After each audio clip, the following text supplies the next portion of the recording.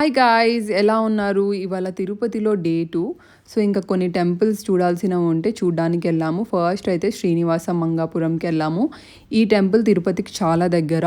And ఎవరైనా తిరుమలలో మంచిగా దర్శనం అవ్వని వాళ్ళు ఇక్కడికి వచ్చి దేవుణ్ణి చూడండి. అంత మంచిగా అనిపించింది నాకు. ఈ టెంపుల్ చాలా ఫేమస్. ఎందుకంటే ఎవరికైనా పెళ్ళి కాని వాళ్ళు ఇక్కడికి వచ్చి కళ్యాణం చేయించుకుంటే పెళ్ళి అయిపోతుందంట. ఇంకా ప్రసాదం తినేసి అక్కడ నుండి మేము గోల్డెన్ టెంపుల్కి వెళ్ళాము. గోల్డెన్ టెంపుల్ కూడా చాలా బ్యూటిఫుల్గా ఉన్నింది.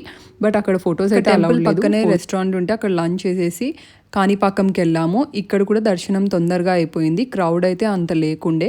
సో ఇంకా అక్కడ నుండి మేము శ్రీకాళహస్తికి వెళ్ళాము. మా main purpose of this trip is Rahu Ketu పూజనే. Rahu Ketu పూజ ఇక్కడ చాలా బాగా చేస్తారు. 5 o'clockకి టికెట్స్ క్లోజ్ అయిపోతాయి.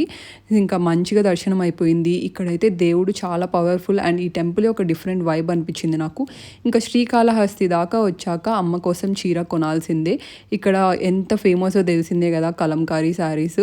ఇంకా అక్కడ మొత్తం చీరలు చూసి నేను కన్ఫ్యూజ్ అయిపోయాను. చాలా బాగుండే అన్ని చీరలు.